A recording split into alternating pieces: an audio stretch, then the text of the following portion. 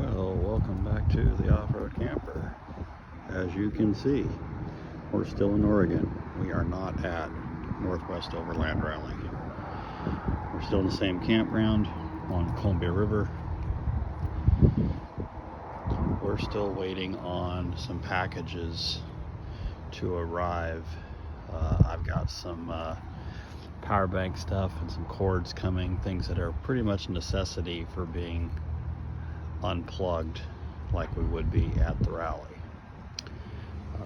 Also, we've got the rain outdoors awning on here. We still need to modify or make some different types of brackets so it's better supported on the hinge end.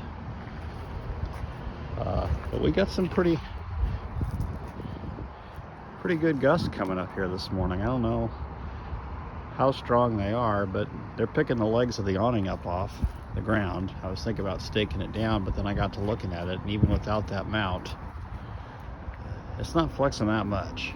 So I think it'll be okay.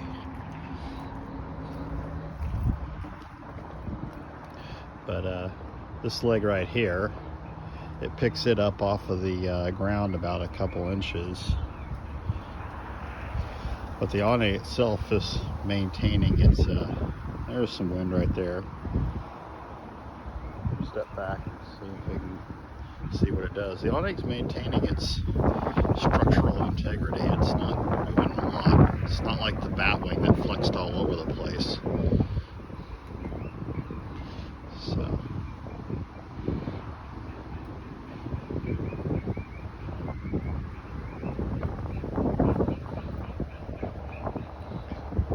I might just need to lower that leg down a little bit and probably solve the issue.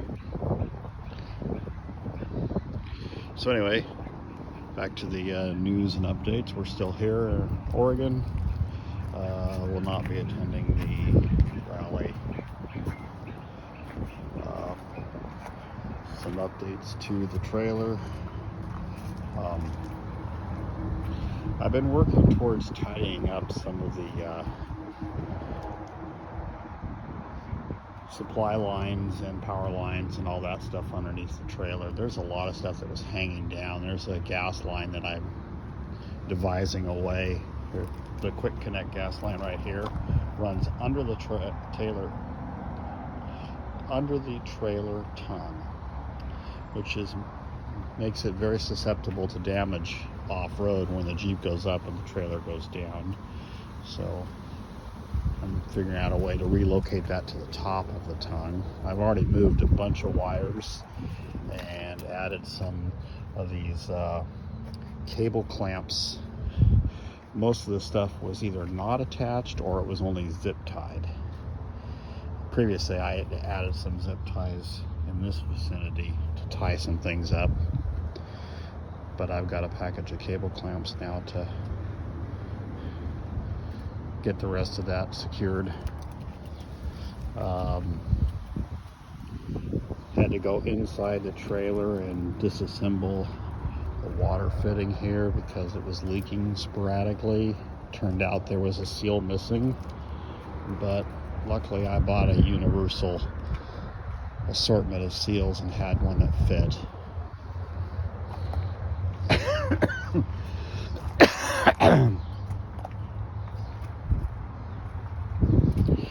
We've got the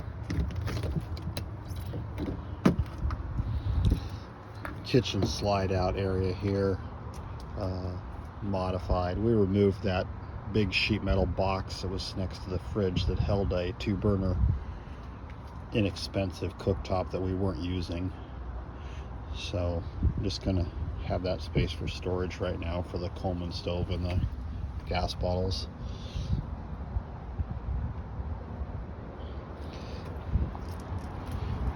And then working our way to the inside here. Alright, let's put some lights on in here so we can see what we're doing. Forgive the mess. I'm trying to fold my blankets inside because it's too windy outside, so I've got them wadded up in a ball here. Anyway, I added a second shelf right up there. above the new floor that I put in for that cubby system. I still need to trim out the edge of that opening so that things don't slide out of there in transit. But I added a new shelf. I needed more organization, and it was a good place to stuff all the extra paper towel rolls and paper plates. I might even extend that shelf out over the baskets even further. And then I also cut some shelves to go in that closet, but I ran out of material to make the shelf supports. So I need to get some 1x2 and also some construction adhesive to glue and staple the shelf supports into the closet. So as you can see, it's pretty crowded in here.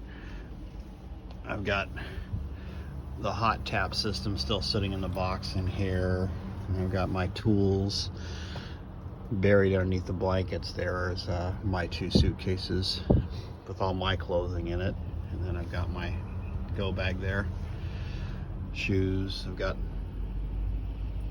some of the tools over there that I had to buy to repair the trailer, some over here. Got the battery bank and my 1 remaining camp box, which has kind of turned into my hardware junk drawer. So it's got solar cords and Starlink cords and the Starlink router and boxes and nuts and bolts and screws and seals and fuses and wire connectors, foil sealing tape, you know, all the things I need to keep the trailer maintained. So, and of course out here on the end we have 4 storage bins. One of these is our dry goods food storage. The other one is all of our cookware, and the other 2 are Sign Girl's clothes. She doesn't have a lot, but she likes to keep it there where it's easily accessible and doesn't have to haul it up to the tent. So I've got the original silverware basket thing that is supposed to go on the outside of the pantry, hanging on the back here with one of the old broken batwing legs. I've got Starlink out here, not running it right now, but got the fridge from the Jeep is here because the cord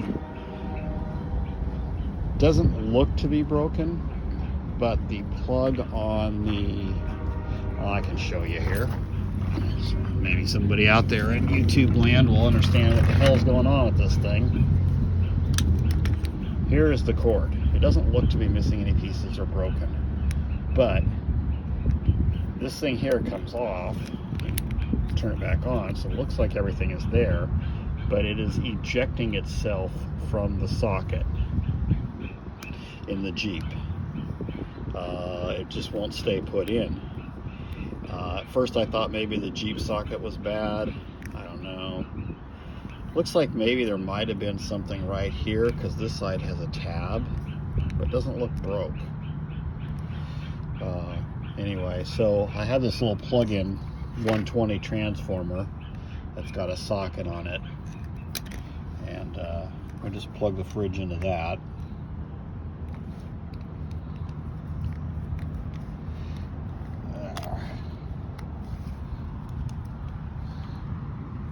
And then we just come over here and check it periodically to make sure it stays plugged in.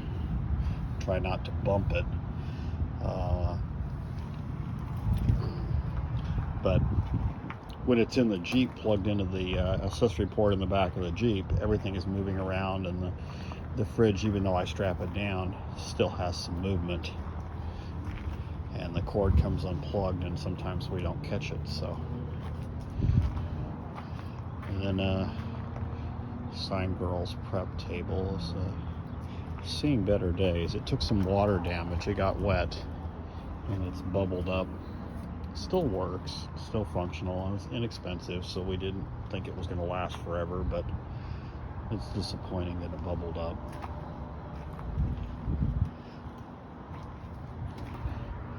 And then Oh, new addition, new stool. This is impressive. It's an all metal construction. It's even got some cross braces that are spot welded in underneath it. It's pretty stout. It's the perfect height for getting in and out of the trailer. The plastic stool had been cracked for years, and it finally broke in half, gave up the ghost, died. I was using my toolbox as a step, but every time it rained, I would get water in the toolbox, and I'd have to take everything out, dry it all off, put it all back in again. And then a new addition to Sign Girl's kitchen is she got an AeroPress. She likes her coffee, and this is going to simplify things for her so we don't have to carry the Mr. Coffee around.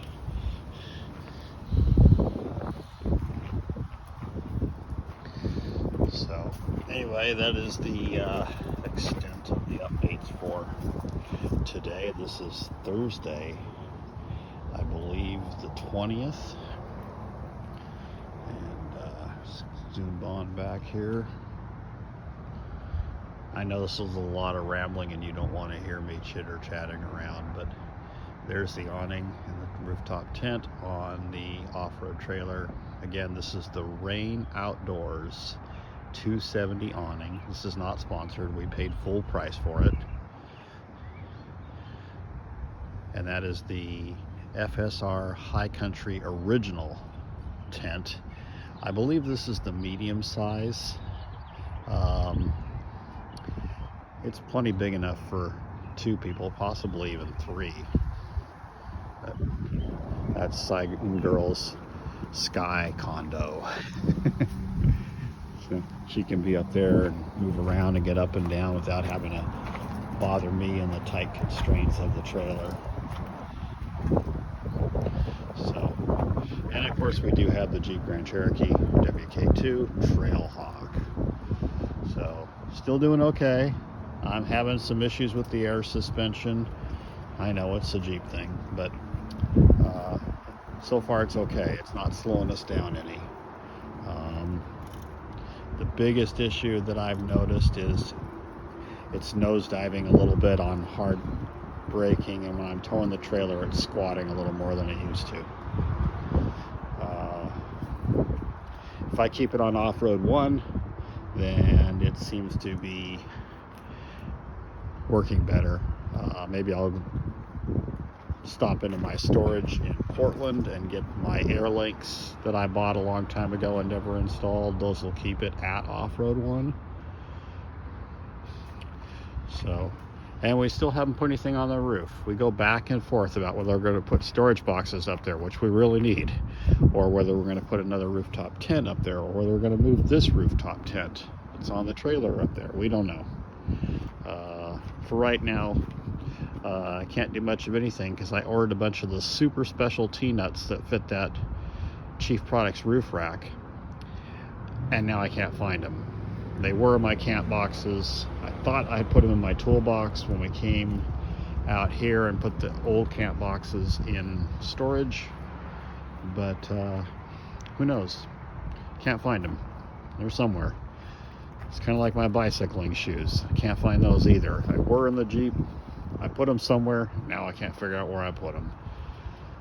Maybe I'm just getting old.